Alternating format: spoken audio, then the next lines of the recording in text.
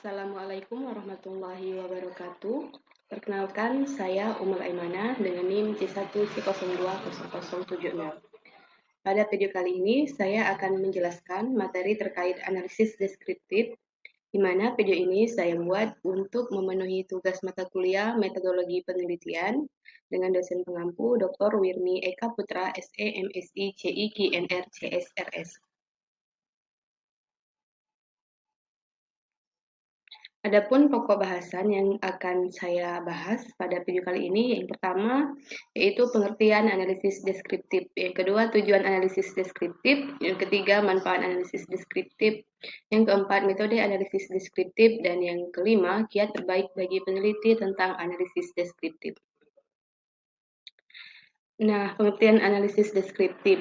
Analisis deskriptif itu ialah teknik statistik yang digunakan untuk menganalisis data dengan cara mendeskripsikan, menyederhanakan, dan menyajikan data sampel ke dalam bentuk yang teratur supaya mudah dipahami. Kemudian, dalam prinsip kerja analisis deskriptif, yaitu dengan menggambarkan distribusi data berupa pengukuran tendensi pusat, pengukuran bentuk, serta pengukuran variabilitas.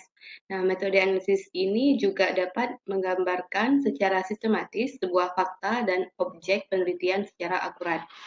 Kemudian, analisis deskriptif ini merupakan metode paling mendasar untuk menjelaskan data secara umum. Nah, analisis ini meliputi beberapa hal, yaitu yang pertama, distribusi frekuensi. Nah, distribusi frekuensi ini merupakan susunan data-data mentah yang acak dan sulit dibaca, yang kemudian disusun berdasarkan kategori tertentu dalam suatu daftar secara sistematis agar mudah dipahami. Nah, kemudian distribusi frekuensi itu dibagi menjadi beberapa jenis, yaitu distribusi frekuensi secara tidak berkelompok, distribusi rank order, distribusi frekuensi secara berkelompok, dan grafik distribusi. Kemudian yang kedua, pengukuran variabilitas.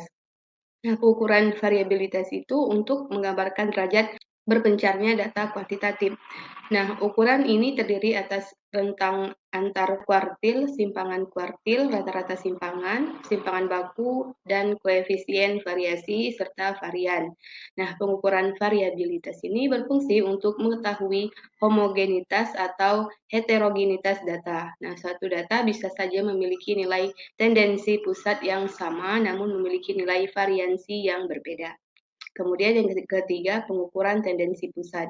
Nah, ukuran tendensi pusat itu merupakan suatu ukuran yang merupakan wakil kumpulan data untuk mendapatkan gambaran yang lebih jelas mengenai data tersebut, baik mengenai sampel ataupun populasi.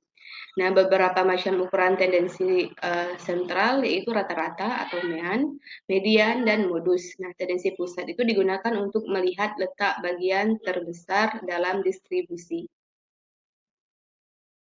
Kemudian tujuan analisis deskriptif. Nah, tujuan utama analisis statistik deskriptif itu untuk memberikan gambaran mengenai variabel-variabel yang digunakan, seperti nilai minimum, nilai maksimum, rata-rata, dan standar deviasi pada masing-masing penelitian. Nah, analisis statistik deskriptif itu menunjukkan gambaran kondisi dan karakteristik jawaban responden untuk masing-masing konstruk atau variabel yang diteliti. Nah, analisis deskriptif itu dilakukan dengan menyajikan data ke dalam tabel distribusi frekuensi, menghitung nilai rata-rata, skor total, dan tingkat pencapaian responden atau TCR. Nah, serta menginterpretasikannya. Kemudian untuk manfaat analisis deskriptif. Nah, menjadi suatu analisis paling mendasar, analisis statistik deskriptif ini juga memiliki peran penting dalam penelitian statistik. Dalam penyajian data, analisis ini memiliki manfaat yaitu sebagai berikut. Yang pertama, memberi gambaran informasi pada data. Nah, analisis ini harus bisa memberi gambaran informasi apa saja yang bisa didapatkan dari data yang digunakan. Karena analisis ini disajikan dalam bentuk yang beragam seperti tabel, grafik, atau diagram, maka tentunya lebih menarik dibandingkan hanya ditampilkan dalam bentuk angka-angka baku. Kemudian yang kedua, menjelaskan karakteristik dari suatu data. Nah, analisis ini dapat menjelaskan karakteristik dari suatu data. Hal ini merupakan sebuah hal penting dalam penyajian data karena akan berpengaruh dalam analisis yang lebih dalam nantinya. Selanjutnya, metode analisis deskriptif. Nah, secara umum terdapat dua metode analisis deskriptif yang bisa kita terapkan, yakni analisis deskriptif kuantitatif dan analisis deskriptif kualitatif. Nah, yang pertama itu analisis deskriptif kuantitatif. Metode analisis deskriptif kuantitatif ini adalah pengujian, pengukuran, dan hipotesis sebuah teori berdasarkan perhitungan analisis secara matematika dan statistik. Nah, umumnya penyajian data pada metode kuantitatif diperoleh dari proses survei dan eksperimen. Nah, dibandingkan dengan teknik uji kuantitatif, pada pengujian kuantitatif ini memiliki karakteristik khusus, yakni sampel data yang lebih objektif, terdefinisi, dan juga terstruktur. Kemudian ada analisis deskriptif kualitatif. Metode analisis deskriptif kualitatif itu adalah teknik yang difokuskan pada pemahaman akan suatu permasalahan, konteks, kompleksitas, dan subjektivitas. Nah, sumber data kualitatif itu bisa berupa teks, audio, dan juga data visual atau gambar maupun video.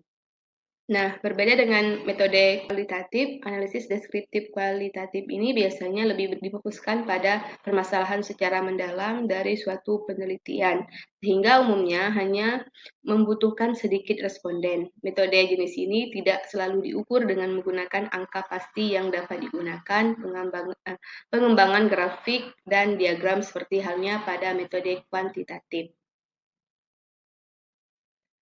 Selanjutnya, kiat terbaik bagi peneliti tentang analisis deskriptif.